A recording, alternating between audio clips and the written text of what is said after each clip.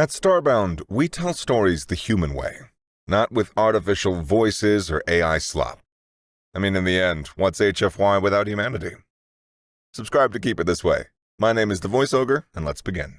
High adjudicator Plenum valued certainty, a conviction held for 10,000 years.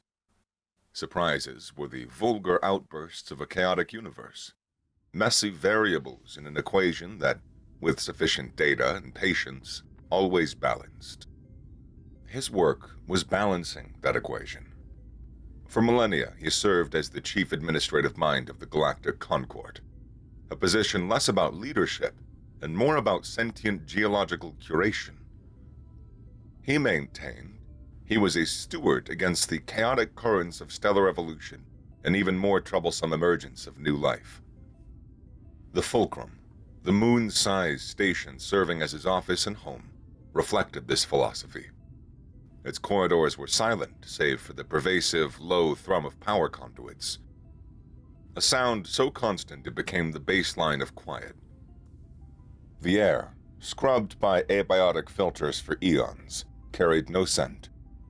Light was a utility, bathing the jointless, gray corridors in flat, unvarying luminescence. Plenum remained sessile in his personal adjudication chamber, his columnar body rooted to the central dais.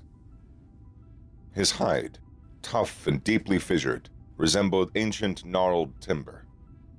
He perceived the chamber not through eyes, but through the hundreds of thermosensitive pits covering his upper torso. The room was a tapestry of thermal data, the cool drift of a ventilation current, the steady warmth of the data conduits beneath the floor, the ghost heat of his aide, Finian, who departed minutes ago. A soft chime, precisely calibrated ripple in the ambient thermal field, announced an incoming alert. The signal designated a priority gamma, a classification for administrative anomalies, things that did not fit. Plenum extended a single, fibrous tendril from a slit in his torso and pressed it to the console's contact plate. Probe 8 Delta 12. Return trajectory confirmed. He processed the information with the tectonic plate's dispassionate slowness. The Delta 8 series probes were long-range geological surveyors, dispatched 100 millennia ago to chart the galactic spiral arm. Concord algorithms calculated their automated routes to the microsecond over cosmic timescales. He accessed the subfile. The anomaly wasn't the probe's return, but its vector. The probe wasn't coasting home on its pre-plotted trajectory. It flew under power. It executed a complex deceleration burn and a significant course correction. A deep, resonant hum vibrated through Plenum's core. The 8 Delta probes were cold launch systems. They had no engines, only a rudimentary launch system to leave their target star system. A powered course correction was a physical impossibility. Finian, Plenum projected, his voice a low hum. His aide appeared. A slender Aethelon whose feathered limbs kept him in a controlled, silent glide just above the floor. Finian's large, dark, ocular lenses drank the flat light, his posture suggesting polite inquiry. High adjudicator? The 8 Delta 12 anomaly, Plenum stated. Confirm a powered flight vector is impossible. Finian's slender digits tapped a sequence on a floating light pane, the display shifting with each touch. Confirmed, adjudicator. A propulsion vector is impossible. Schematics confirm cold launch architecture only. Its power core is sufficient for survey equipment and a single transmission burst upon reaching its return point. And yet, it is on a powered trajectory, Plenum hummed. Origin system? One moment. Data scrolled. Origin is designated Quarantined World 6683 Sector 9K. Finian paused, his ocular lens shuddering for a fraction of a second while he accessed a deeper archive. Common name, Earth. The Concord sealed the file under self-extinction protocol. The nameplate's thermal signature. Earth was cold, ancient. Plenum vaguely recalled the initial survey report, filed some 70 millennia ago. A chaotic, high-gravity world trapped in a brutal ice age. Unusually aggressive megafauna, tectonically unstable. The dominant sentient species, a bipedal primate, was noted for its extreme aggression. They were clubbing each other to death over frozen carcasses, while the planet tried to freeze, shake, and eat them. The Concorde's predictive models were unequivocal. Homo sapiens would self-annihilate before achieving interstellar travel. The error margins were cosmically insignificant. The Concorde sealed the file, marked the system as a future mineral claim, and moved on. An error in the probe's diagnostics, then, Plenum concluded. A malfunction presents a far more probable variable than a species of self-destructive primates achieving interstellar capability undetected. He gestured with his tendril, a slow, deliberate sweep. Assign it a standard data quarantine upon arrival. File the report under instrument failure. The matter is unimportant. Finian bowed his head slightly. As you command, High Adjudicator. He retreated from the room, leaving Plenum alone in perfect, ordered silence. Yet for the first time in centuries, a discordant frequency persisted. A variable appeared in a closed system. The equation, for a moment, unbalanced. A low vibration, unrelated to his vocalizations, emanated from Plenum's core.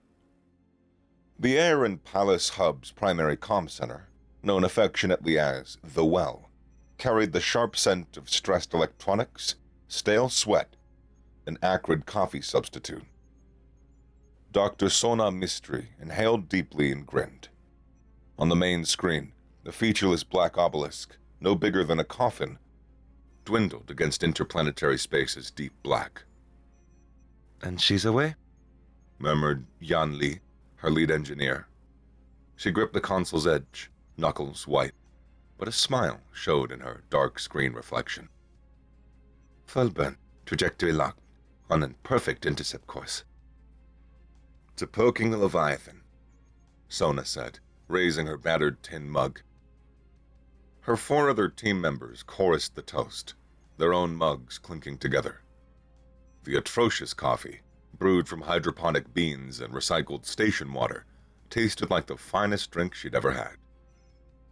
They watched the Concorde survey probe, their hijacked prize, accelerate on a direct course for a point in space so distant it qualified as a mathematical concept. But Sona knew Fulcrum was there. The heart of a bureaucracy so old and vast it probably classified new species under its office supply system. And you're sure they can't trace the burn back to us? Asked Ames Carter, whose pallor suggested he ran on stimulants and sheer will. The burn signature mimics a standard asteroid deflection charge, Sona said, tapping a console.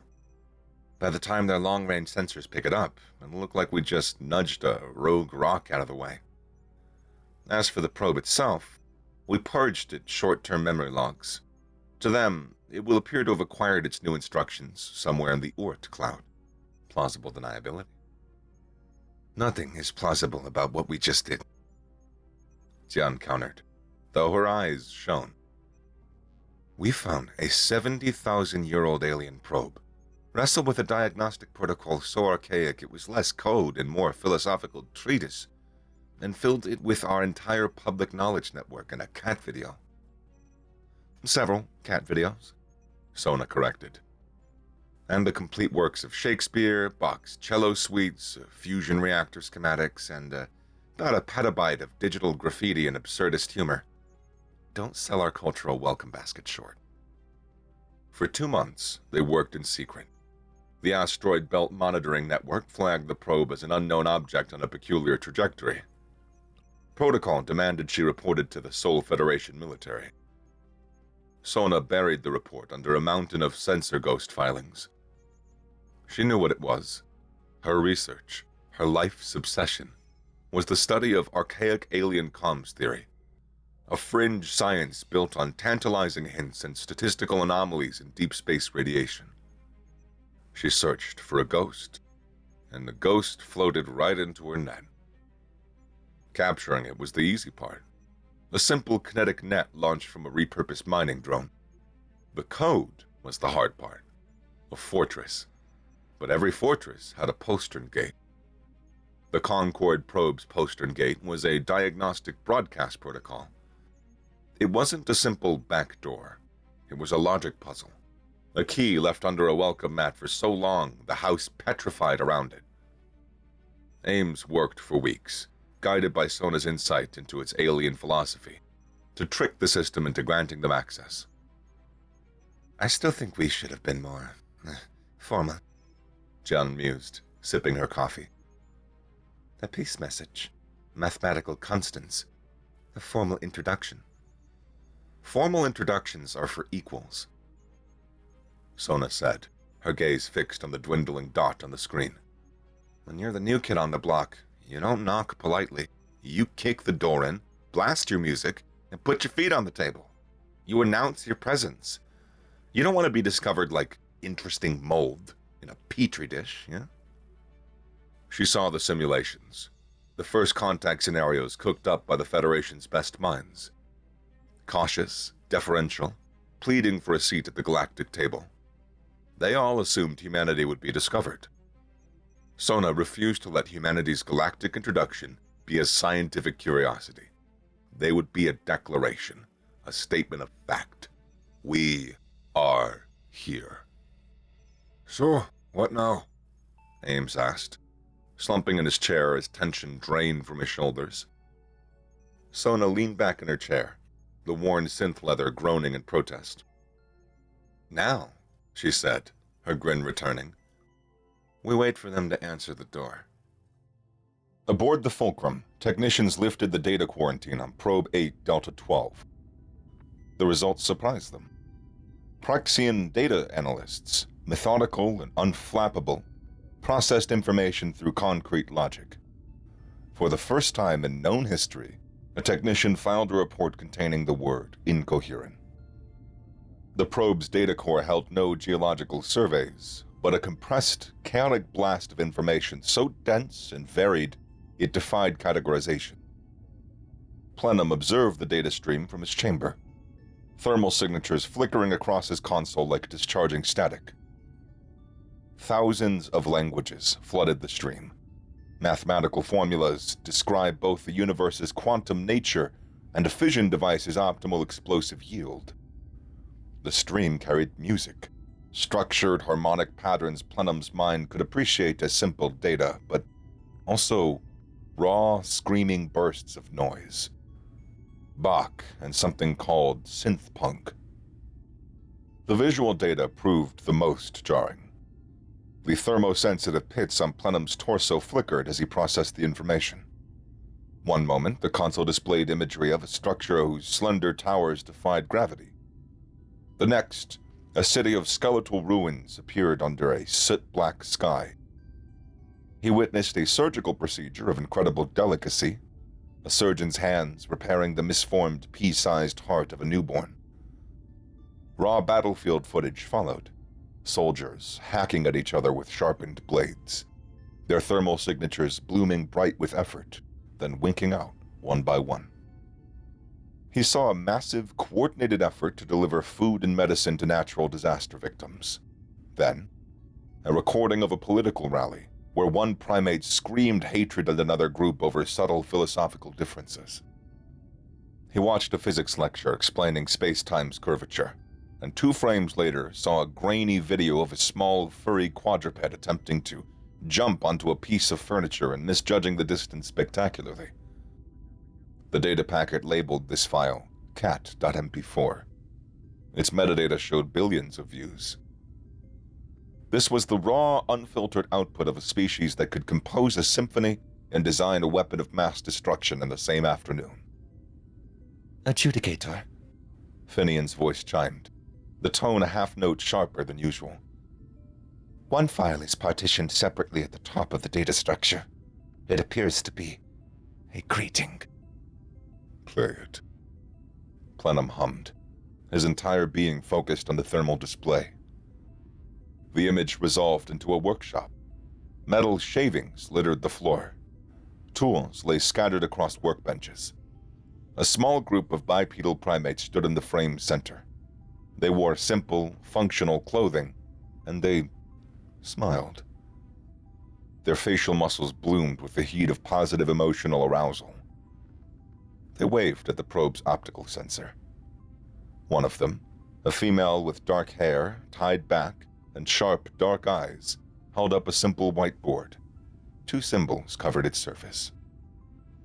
The Fulcrum's primary translator, a digital entity that hadn't encountered a new language in 5,000 years, began working. It cross-referenced the word against the billions of contextual files in the data packet. Meanings flickered across Plenum's console. Unforeseen event, tactical startlement, juxtapositional humor. The translator finally settled on a term from human celebrations, social gatherings, and the sudden presentation of a gift. The female on the screen leaned closer to the camera. She winked. Then she spoke the words aloud. The translator rendered it with perfect clarity. Surprise!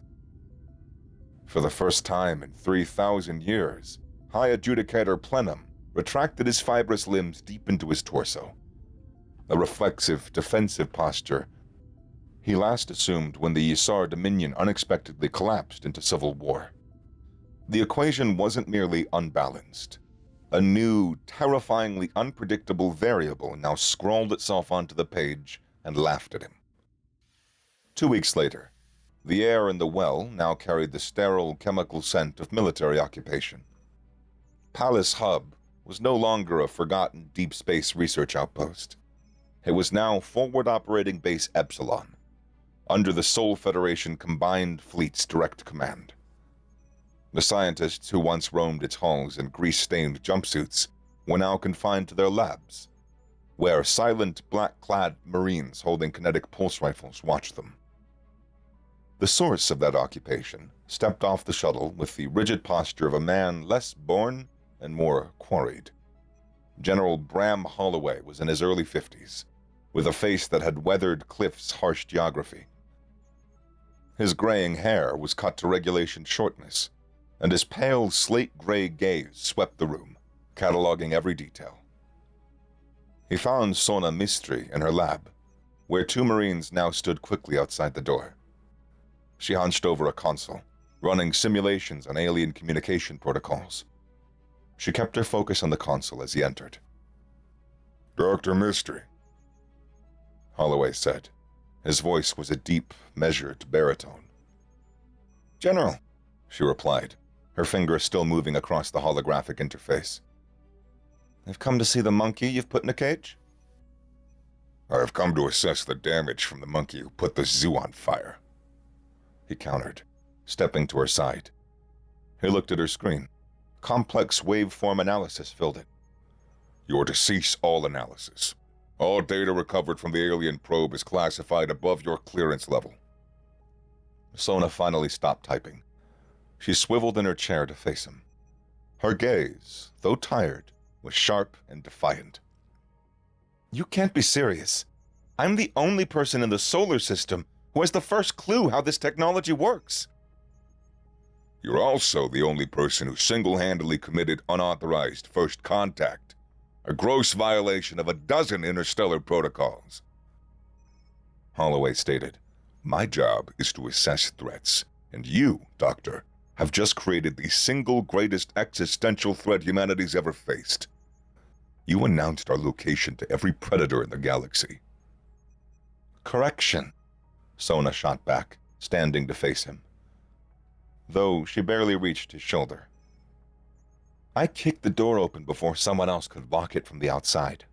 Or worse, kick it in themselves.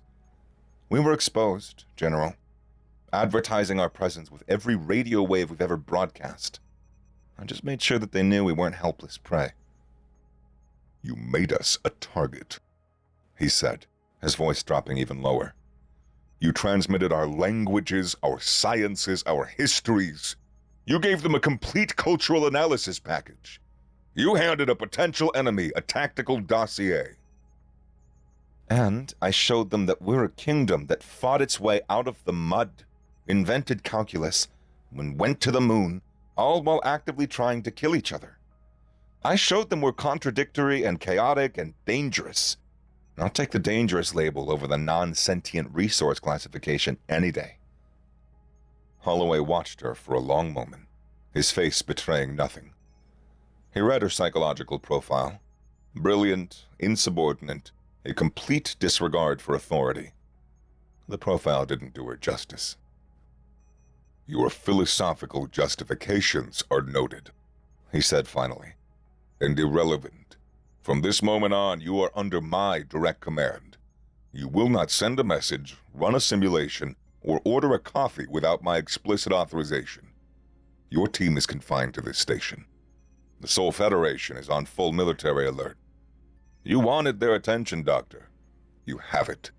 And you have mine. Do you understand? Sona held his gaze, her jaw tight. For an instant, she faltered. The scale of the forces she'd unleashed stole the air from her lungs. I understand, General, she said, but you need to understand something too. You can put me in a cage, but you can't unsend a message. In the Fulcrum's sterile heart, the Concorde's inner circle convened. The emergency session was a rare event, a disruption to the placid flow of millennia. High Adjudicator Plenum presided, his columnar form a pillar of ancient stability. To his right shimmered the Lumar's representative, Archivist Pella, a column of sentient, iridescent gas contained within a transparent force field. Her voice a series of melodic chimes. To his left stood Centurion Drakon of the Vargul, a massive quadruped from a world where gravity was a relentless tyrant. Drakon's body was a monument to density. His leathery, ablative hide was scarred from countless atmospheric reentries. The hydrostatic skeleton supported his immense bulk. His low-slung head had no visible eyes, only arrays of sonar membranes that constantly vibrated, mapping the room in exquisite detail. The data is conclusive, Plenum began, his humming voice filling the chamber. The species calling themselves human from quarantined world 6683 has achieved interstellar broadcast capability. Our 70 million-old projection of their extinction was inaccurate. Inaccurate? Archivist Pella's chimes rose in questioning arpeggios. Adjudicator, their data packet represents the most significant cultural find in 10 millennia. A species that developed in total isolation. The contradictions, the artistic fervor, the volume of their information? It is a trove beyond measure. We must observe. We must study. Drakon shifted his weight, the deck plates groaning in protest. A low-frequency rumble emanated from his chest, translated by a small device on his flank into the Concorde's formal tongue. Observation is the prelude to dissection, he grunted. You would treat them as curiosities in your library, but I see something else. And what is that, Centurion? Plenum asked. A species that glorifies conflict. Drakon rumbled. Their history is an unbroken chronicle of warfare. Their art is saturated with it. Their technology is driven by it. They celebrate their warriors. They build monuments to their dead. They are chaotic bottom feeders who stumbled upon fire, and now they try to light the stars with it. Their disruptive potential is my primary concern. Plenum agreed. Their development has been rapid, unguided, unstable. The proper course of action is clear.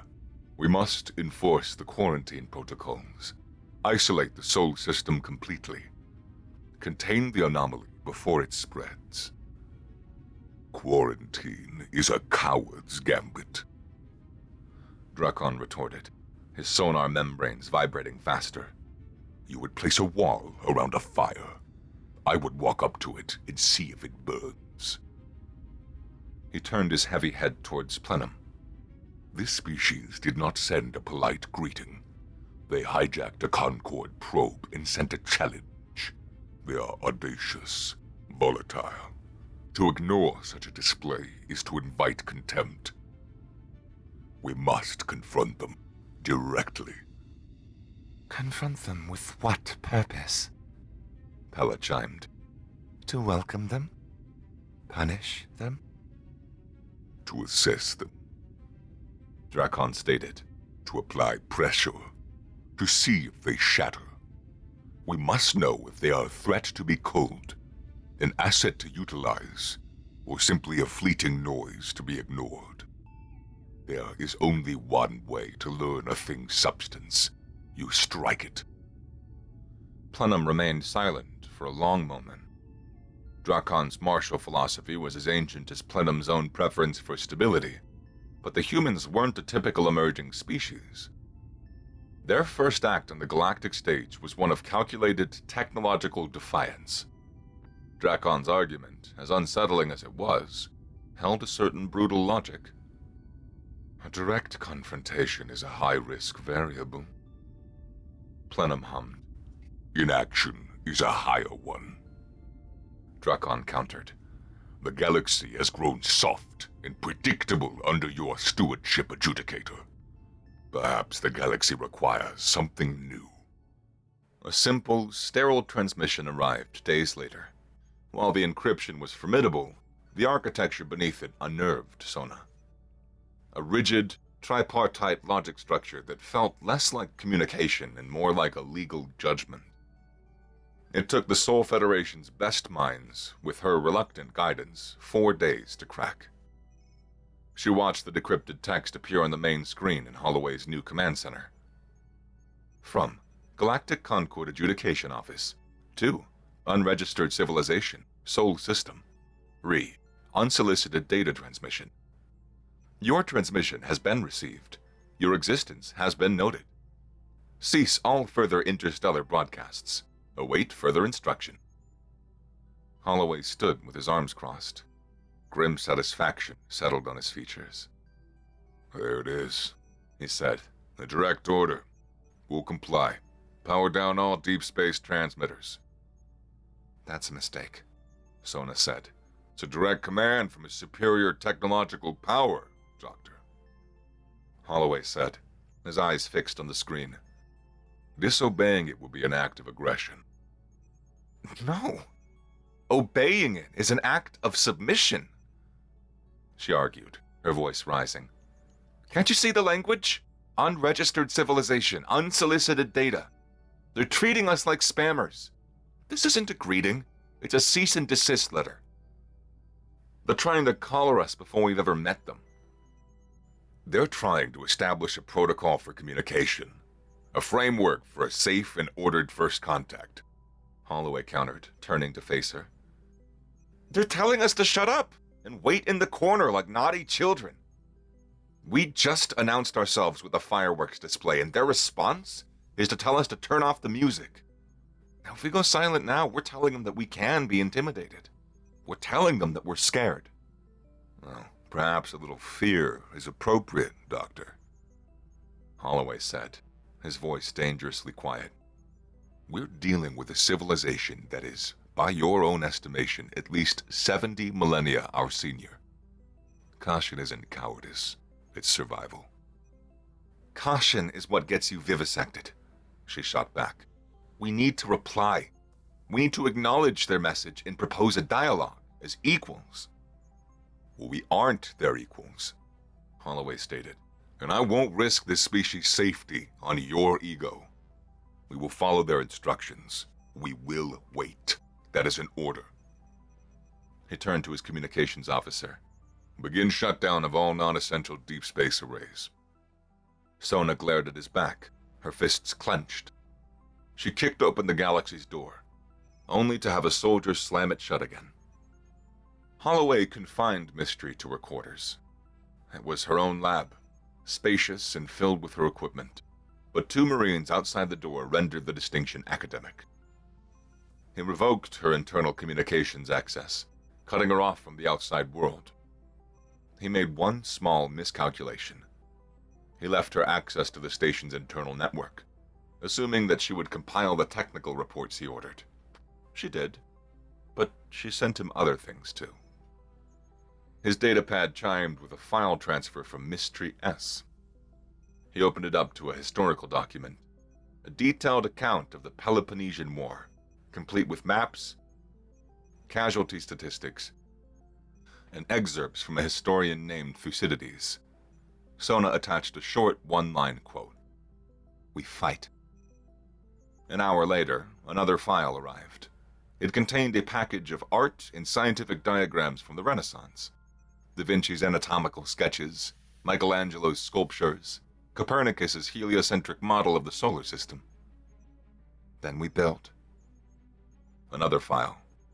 Newsreel footage from the First and Second World Wars. Trenches and firebombing. The raw, brutal absurdity of industrialized slaughter. The footage was difficult to watch. The file that followed contained the United Nations Charter. Then we fight over what we built. Then we try to stop fighting. It's a process. The files kept coming. The complete audio transmissions from the Apollo 11 mission. The genetic sequence of the smallpox virus, next to the documentation proving its complete eradication. A recording of Martin Luther King Jr.'s "I Have a Dream" speech. A live feed from a deep-sea probe showing a bizarre bioluminescent barrel-eye fish navigating the Mariana Trench's crushing darkness. A creature thriving in an environment that should have been utterly lethal. Holloway sat in his temporary office, the datapad's cold light illuminating his stern features. He offered no reply to her messages, but he read every file. He watched every video. He thought in terms of threat assessments and strategic variables. Sona Mistri wasn't sending him history lessons. She was sending him data points on a new kind of weapon. A weapon he began to realize they had no defense against. Perspective. On the fulcrum, the debate ended. Centurion Drakon won. His argument that Prixian caution invited interpretations of weakness, and Lumar observation could be mistaken for espionage, carried the day. To truly understand these chaotic Deathworlders, the Concord had to meet them, apply pressure, test their resilience. "I will be the envoy," Drakon rumbled in the council chamber. The statement was not a suggestion. Plenum regarded the massive Vargul. Too many unpredictable variables filled the plan. But Drakon was right about one thing. The human's audacious act demanded a response, and silence was a response in itself. One of either fear or arrogance. "Your proposal is accepted, Centurion," Plenum hummed, the sound resonating with reluctant authority. "But with strict parameters. You will go as an envoy, not an executioner. Your primary objective is assessment, not intimidation. You are trying to gauge their ability to integrate into the Concord, not provoke a conflict." "Intimidation is a form of assessment," Drakon countered, "a tool to measure a species' resolve." "It is a tool you will use with discretion," Plenum stated. "You will meet them on neutral ground, no weapons. You will extend a formal invitation to the dialogue. You will not, under any circumstances, engage in hostilities unless fired upon. Are these terms acceptable?" Drakon lowered his massive head a few centimeters. A low, satisfied rumble vibrated from his chest. "Acceptable." He had his mission. He would go to this Sol system, this nursery of chaotic primates, and he would see what they were made of. He would strike them, not with a weapon, but with the Concord's full authority. He would watch to see if they bent, or if they broke. The second message, more unsettling than the first, was an invitation. It proposed a face-to-face meeting at a temporary habitat established in orbit around Jupiter's moon, Europa. It specified a small, unarmed delegation, and it named their envoy, Centurion Drakon of the Varghul. In the command center on Palace Hub, Holloway displayed the message on the main screen. He stood before his assembled team of military diplomats and first contact specialists. They were the best humanity could offer. Their proposal drafts filled the nearby monitor. Cautious overtures, offers of cultural exchange, expressions of peaceful intent. Holloway looked at their work, and his stomach tightened. The predictability, the weakness of it all. It was galling. He summoned Sona Mystery, brought to the meeting under armed guard. "Doctor," he said, gesturing to the screen. "Your analysis?" She scanned the message, her eyes narrowing. She saw the name. Varghul, and the title, Centurion. The name and title meant nothing on their own, but she recognized the syntax, the same rigid prosecutorial framework from their first communication. She knew its purpose. "This isn't a diplomatic mission," she said, her voice cutting through the quiet discussion. "It's an interrogation." All eyes turned to her. Holloway's eyes narrowed, a silent warning. She ignored him. "I've never heard of the Varghul, but Centurion is a military title. This message uses the same formal structure as their first one. It's the language of a tribunal. They're not sending a diplomat. They're sending a predator to see if we flinch." "Doctor, your input is not required," Holloway said, his voice tight. "You summoned me! And besides, my input is the only one that matters right now, General," she insisted, stepping forward. "Your team is planning to send diplomats to an armed interrogation. They will be dismantled. You think this is a negotiation? This is a test. Drakon is the final exam, and if we fail, we're done." Holloway regarded her, his jaw working. The diplomat shifted uncomfortably. He wanted to dismiss her, to send her back to her quarters, but he couldn't shake her words. They echoed his own private assessment. He looked at the weak, deferential proposals on the screen. Then he looked down at his datapad, where the history files she sent him were still open. He considered the data she'd sent, a species that defined itself by violent adaptation. Perhaps disruption was precisely the tool this moment required. With a few sharp taps on his datapad, he deleted a name from the delegation list and typed a new one. Dr. Sona Mystery, Technical Advisor. "Get her a uniform," Holloway ordered, not taking his eyes off her. "She's coming with us." The journey to Jupiter aboard the Sol Federation's most advanced ship, the Dauntless, was a study in contrast. The ship itself was a marvel of human engineering, its fusion drives burning with a silent, controlled fury. Inside, General Holloway drilled his team relentlessly. They ran diplomatic simulations, practiced formal greetings, and memorized every scrap of data Mystery could glean about the Concorde's culture from their bureaucratic language. Mystery, meanwhile, ignored the drills. She spent her time in the ship's science lab, a datapad in one hand and a wrench in the other, fine-tuning the universal translator she cobbled together from the probe's code and human linguistics software.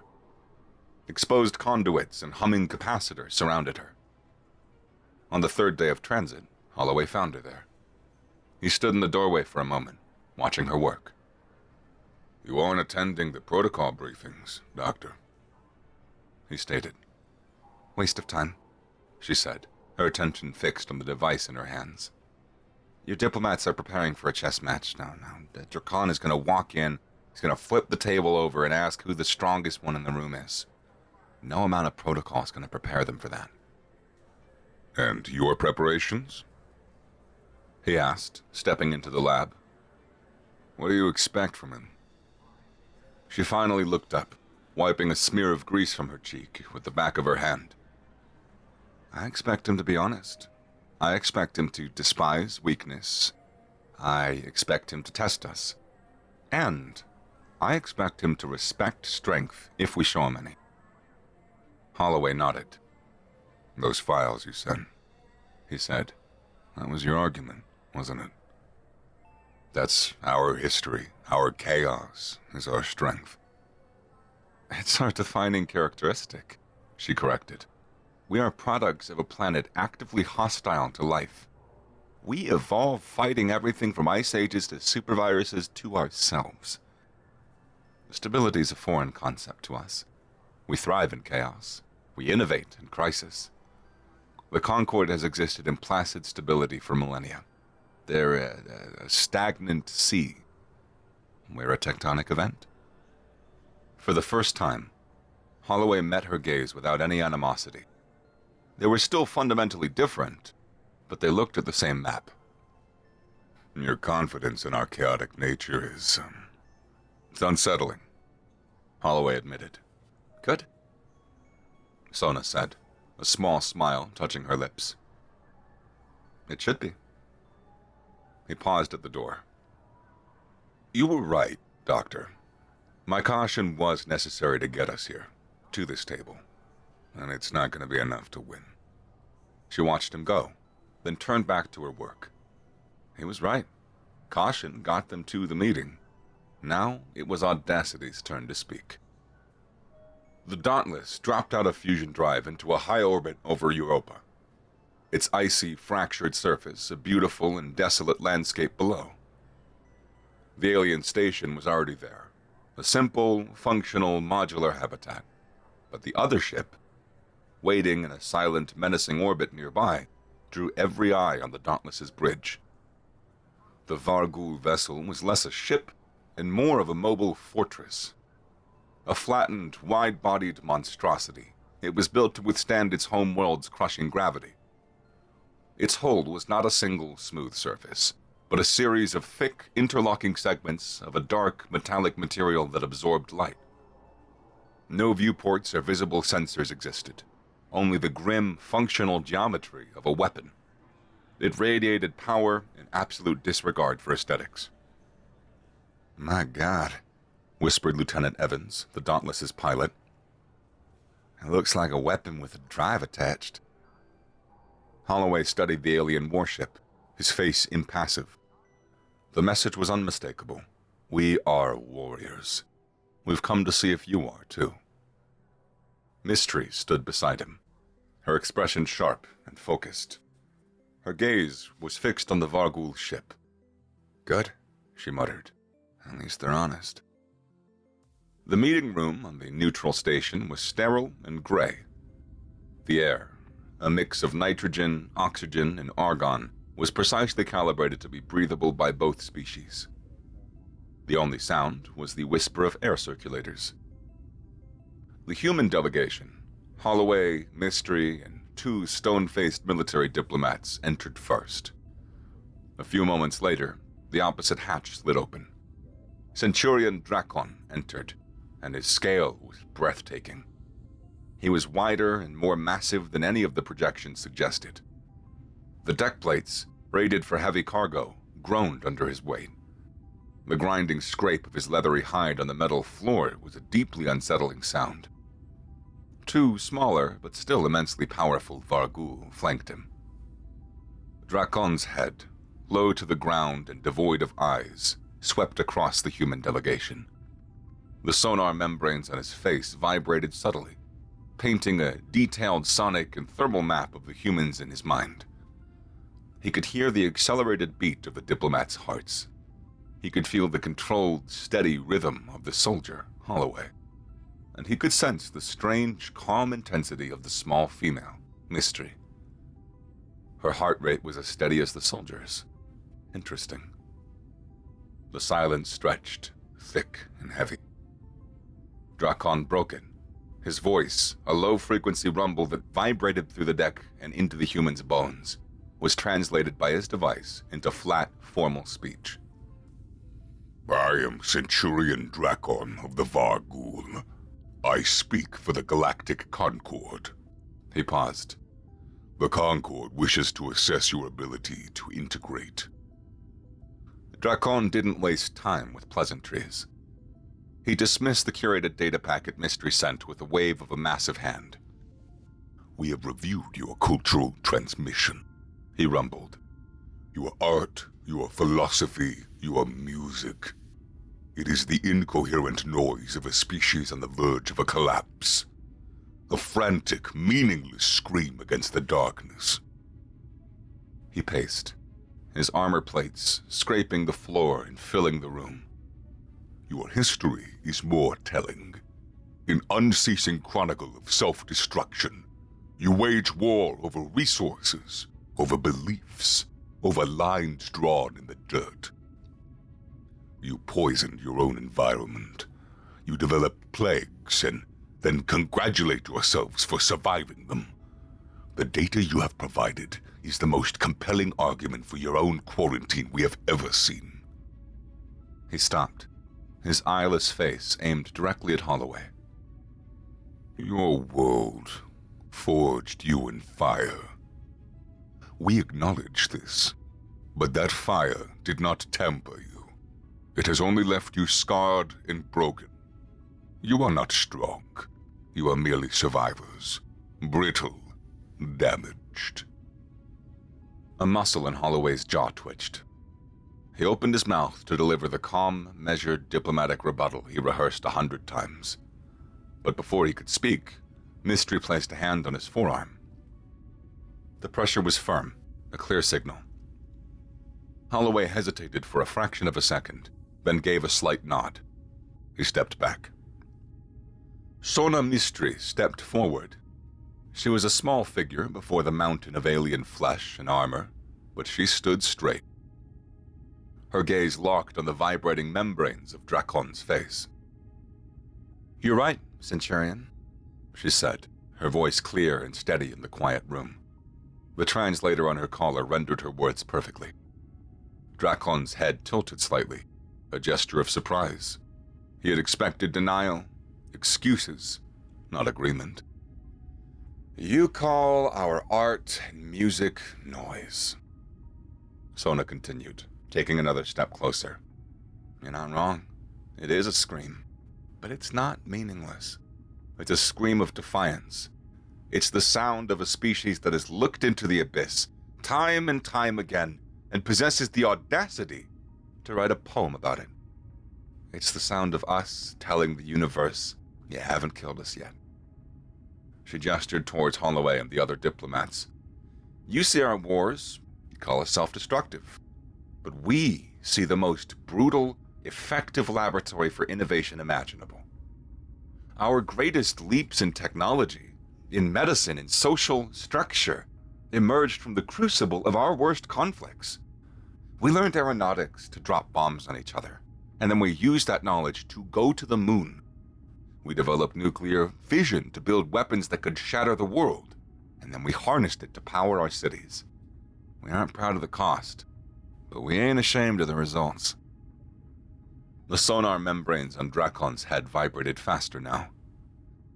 "You say the fire left us scarred and broken," Sona said, her voice ringing with a conviction that filled the sterile room. "We say it burned away everything brittle. Every plague, every war, every extinction event we survived is carved into our genes and burned into our minds. We're a species of problem solvers because we have never known a day without problems." She took a final step, standing just beyond his reach. She felt a tremor in her hands, but kept her voice level. "You see our history. You see a chronicle of failure. You see a species that's broken. But you have made a critical error in your assessment, Centurion. You're judging us by the standards of a stable, peaceful galaxy. You can't understand us, because you haven't lived our life. You see survivors, we see warriors, poets, engineers, and dreamers who clawed their way out of the mud to look at the stars, spitting blood and cursing the whole way. You aren't the first empire to look down on us, and I promise you, you will not be the last." Dracon's hide stopped scraping. The vibrating membranes on his head stilled. For a long, silent moment, the only sound was the whisper of the station's air recyclers. Then, the massive Varghul moved. His heavy torso lifted a few centimeters from the deck, a gesture straightening his powerful forelimbs. A note appeared on Mystery's display. Vargul posture, formal attention. He lowered his head in a sharp, short nod. Your data packet was noise. Drakon rumbled, and the quality of his voice changed. The grating undertone was gone. You are a signal. He turned, his massive body moving with surprising grace. This meeting is concluded. Holloway stepped forward. Centurion, your assessment? Drakon paused at the hatch. He turned his head back toward them. My assessment is complete.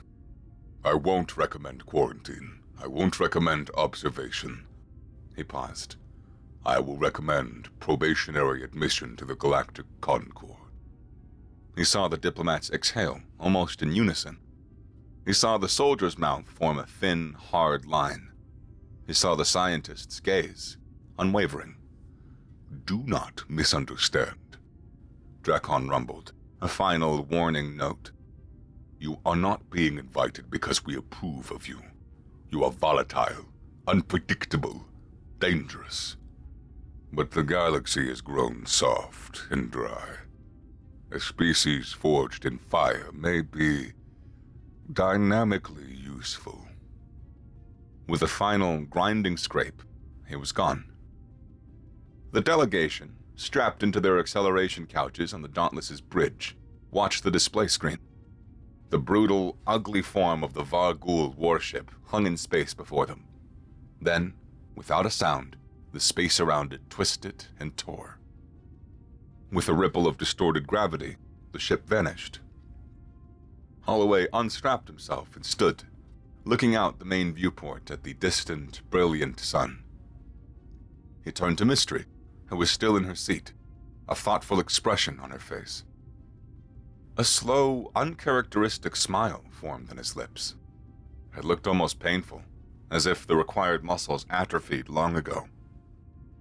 You know, Doctor, he said, for a catastrophic, unauthorized breach of every protocol that we have, that went surprisingly well. Sona Mystery finally grinned. A wide, brilliant, tired smile. She looked past him, out at the endless sea of stars.